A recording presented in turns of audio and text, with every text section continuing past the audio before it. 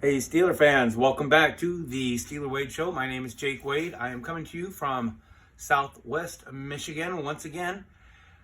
Folks, if you have any friends that are from Michigan or live in Michigan and they tell you stories about the weather and you think they're exaggerating, they're not. They are probably taking it down actually a notch, because if we really told you what the weather is really like, we're going to really come off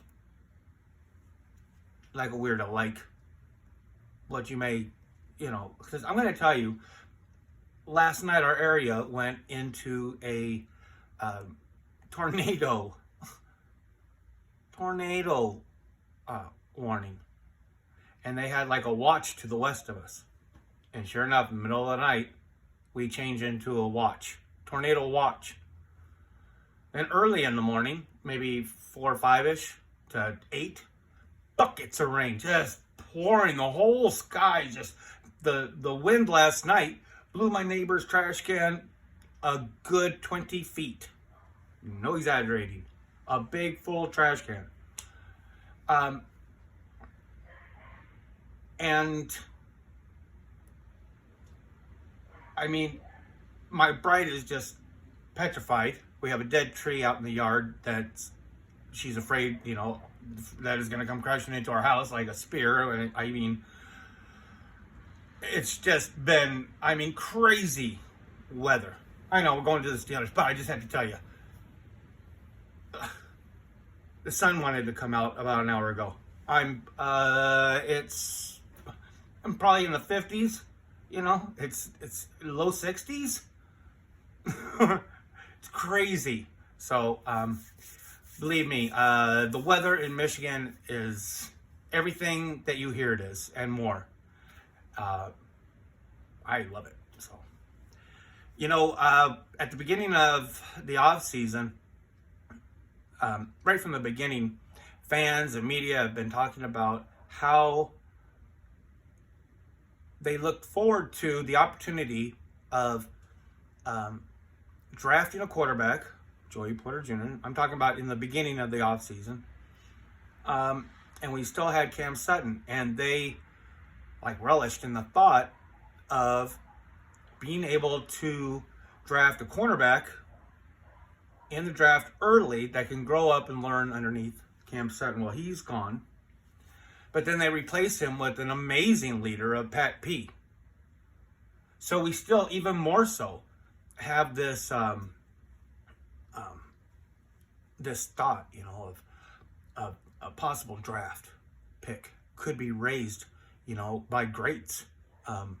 Now we're talking Pat P, Minka, and a lot of people are not giving him too much credit, but I also believe this is a quality that Neil is going to bring to a prospective defensive back or cornerback if we draft one. Are the Steelers in the same boat as far as the center this year? We've done all these moves, and it's not really something that's talked about that much. I don't see it out there. We've done all these moves, like overly moves. We knew we needed depth. Everybody's hollering about an offensive tackle. So we went out and drafted Nasty Nate. And we felt pretty good. Hey, we got a rough and tumble guy. We got a little depth. We got somebody that's going to compete with Kevin Dotson. And then we get Isaac, arguably one of the top 7 guards out of 30, out of the league, out of 64 of them. In the free agency, he was the highest quality guard. He was a guard that has led to the Super Bowl, and he was a big part of it. And I'm wondering, James Daniels, he's a very, very good guard. And I think with another year underneath our line coach, he could be great. There's a possibility. He has the speed and he has the I guess physicality, but the athleticism, I guess, the speed to take it up another notch, even though he's a very good quality guard right now. So I'm looking forward to that. And now we have one of the best guards in the league to the left. Is this a prime opportunity for us to draft a center? I don't know. Do you look at it the same way that we've been looking at it as far as the defensive backfield? There's that's what I'm going to talk about in my next podcast. That's how this started, was some of the picks that I find exciting, and but when I started putting it together, I realized I'm way too wordy, and I'm just going to ramble on about the weather in Michigan. And so I just thought I'm going to break it up into two parts, kind of. We as Steeler fans, we are definitely spoiled. We have had some of the greatest players to ever play the game. And there has been no other football franchise that has had better centers. They have no other franchises put more emphasis on their centers as the Pittsburgh Steelers. Only one that I can even think that might even have, something to talk about would be maybe the Dolphins, if you're, all time or whatever, but I mean, they're nothing compared to us. And I almost kind of think that, I kind of feel sorry for Green, who had to play center a couple years ago. That was just a setup for failure. It really was. And as Steeler fans, there has been no other fans, none of them, that have been more spoiled at the center position than we have. I don't care when you hopped on. Whenever you became a fan, I became a fan in 79, okay? So if you said you were a fan in, 68, 72, 91, 2012, it don't matter whenever you said, we have had centers that are just amazing, and I think that's one of the things, like with Green, it was just, we were just like so offended, not only did he play bad, but we just thought, because we've been looking at greatness for decades and decades, and guess what? And more decades, and it's been awesome. I wanted to, my bride, she's such a smart aleck. She says, honey, I think I'm going to have to order more, because I'm preparing my notes and things like that for what I want to say. And I write it all out in a book, and then I write it out on another thing. And she's like, honey, I think I'm going to have to buy more things from Amazon, just so I can provide you with more of your cardboard teleprompters. Yeah. She could sit on a cone of ice cream and tell you what flavor it is. That's how much of a smartass she is. The way she talks to me is terrible. But, like I was talking about, like if you were a fan in 65 or 70, if you were maybe there in the beginning in 74, there was Ray Mansfield. I don't know much about him because he was before my time. But he was the one that was there on the line. Webster was drafted in 74, but he was the one that anchored that line in 74 and 75 for those first two Super Bowls for the organization, and I'm not exactly sure how it happened, but because Chuck Noll was, he's at my very beginning, Like I was too young to know anything really about coaches. You know, I just barely was learning about players. But from what things that I've read and things, when Noel came in, I don't know if it was like 68 or 69 or something like that, but the things that I kind of read is like he kind of got rid of everybody on the team, just like did a whole washout. But Mansfield was one of the very few players that Noel kept on the team.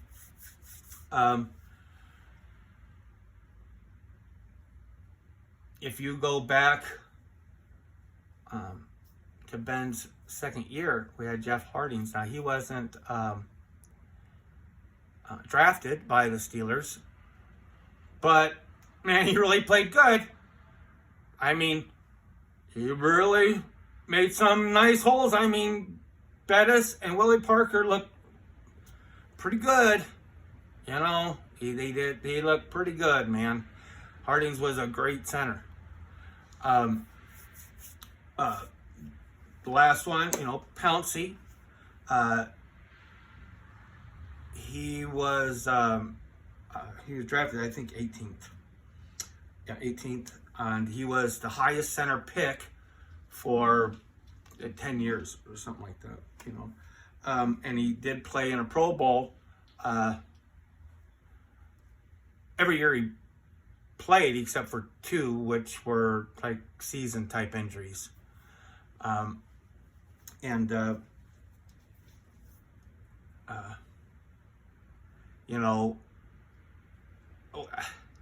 It's funny, you watch Pouncey play for a decade.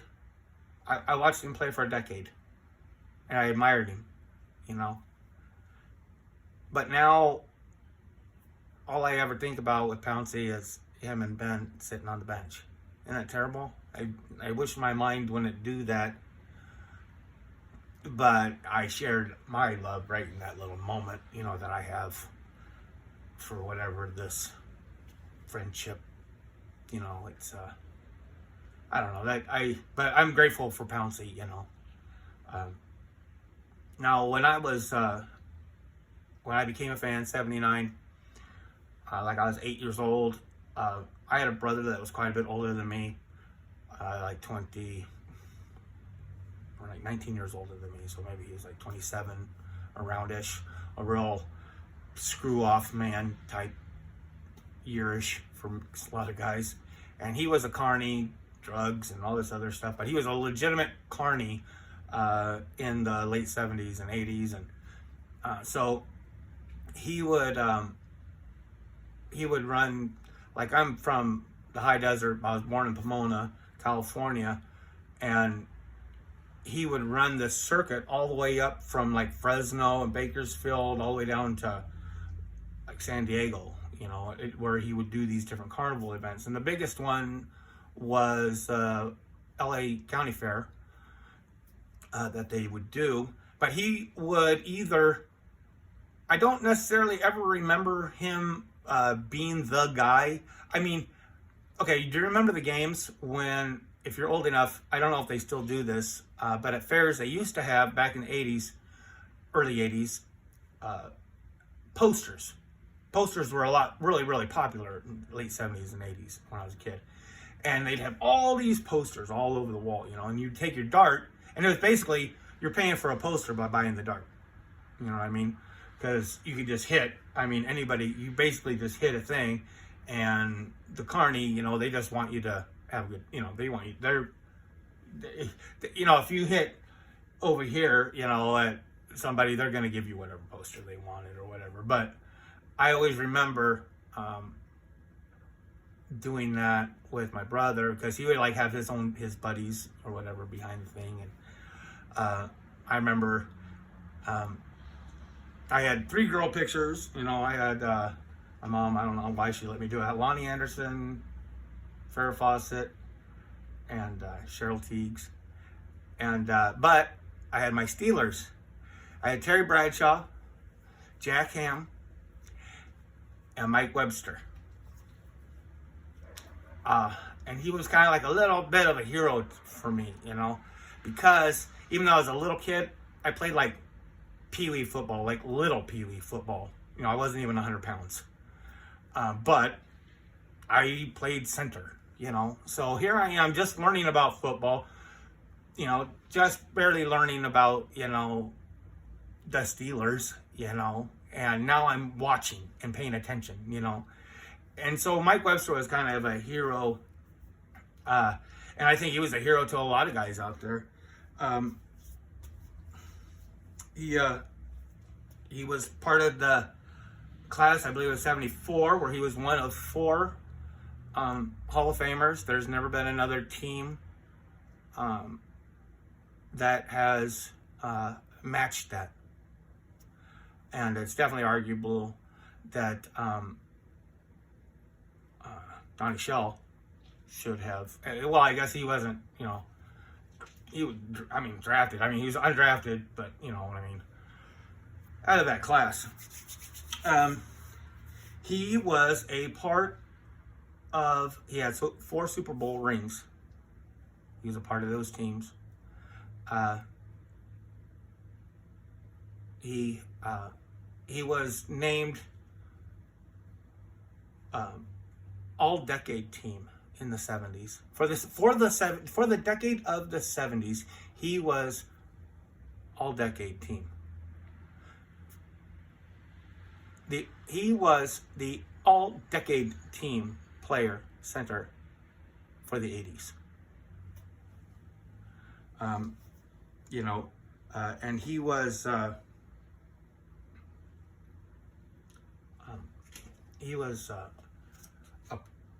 starting center for the 75th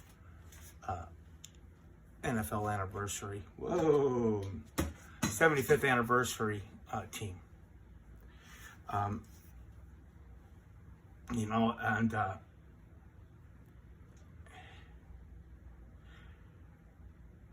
he's we've had it so good, but he's one of those guys, like, it really, and I can't really talk about it, but like, it really hurt a lot what happened to him. And like, you know, a lot of people, I mean, I don't know, I'm very grateful for Terry Bradshaw and his love that he had for Mike Webster, and kind of helping him, you know, and taking care of him, whatever. I don't want to get into that, but Mike Webster was amazing. And you know, one of the greatest luxuries that we have as Steeler fans is getting to argue about who is the Steelers, you know, who is the Steelers' all-time greatest center, you know. Dimitri Dawson was, he was drafted in the 2nd round. And similar to, he came in and played next to Mike in Webster's last year, and then took over center after that. He was named the center of the all-90s team, decade team. He is considered like Shell with safety, and we've had other players, like I kind of consider Ward revolutionized the wide receiver game as far as the blocking, but here nor there. He is considered the one man that revolutionized the play at center. Like, it was because of him centers are playing the way they are now in the modern era of football. He was just so intelligent.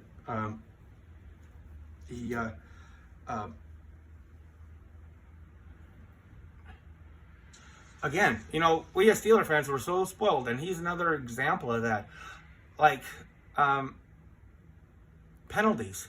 Y'all remember way back, like, when we never got penalties? I mean, we never got penalties because, like, there was 1 out of 5 guys that never got penalties. You know what I mean? Like, his penalties were far and few between. He just played so cleanly, you know? There's things written about nose tackles and defensive tackles, just hoping they weren't going to get embarrassed by Dawson when they went out there to play against him. Embarrassed. Professional men worried about being embarrassed on television because they have to act like they can do something against him. That's crazy, There's a lot of hate out there for Bill Belichick from Steeler fans. But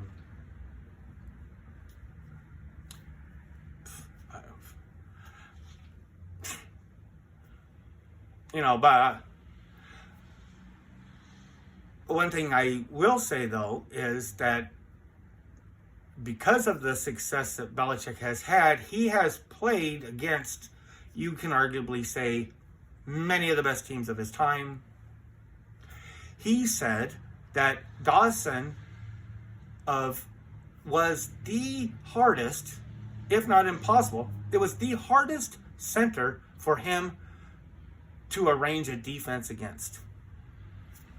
I mean, what are you doing? I'm doing this a lot. I'm like a little bird. And he just couldn't figure it out, When I talk about the way he revolutionized things is,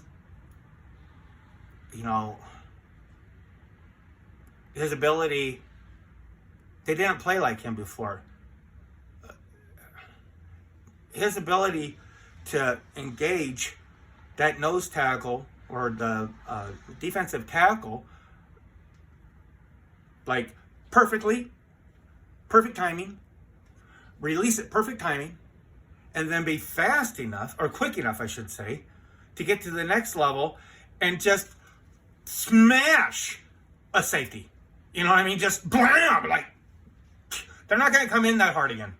I mean, they're going to give pause, because they never saw some center coming up and hitting them first. He revolutionized. He was way ahead of his time. I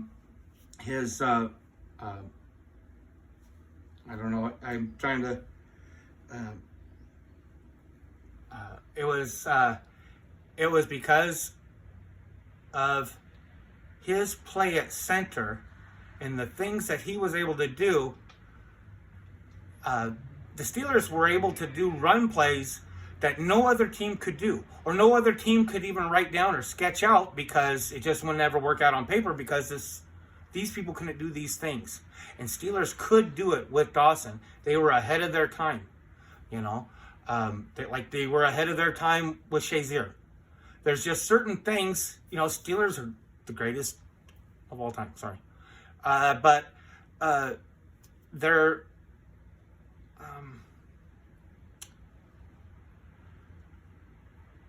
just ahead of everybody. Dawson was just leaps and bounds with his IQ and consistency. I mean, his snaps were the cleanest.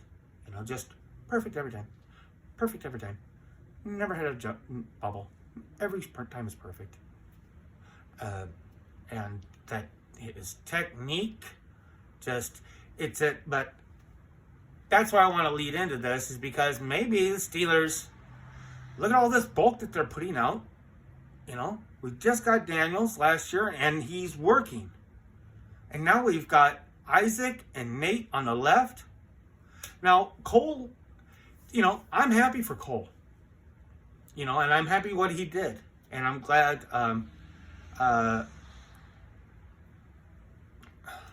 grateful for his leadership. I'm grateful for his toughness. But my next podcast, I'm going to just kind of throw out 5 centers that I'm interested in. And I will see you then. If you like what you see, would you please like, subscribe, tell a friend, put in a comment. I'd appreciate that. I will see you around the bend.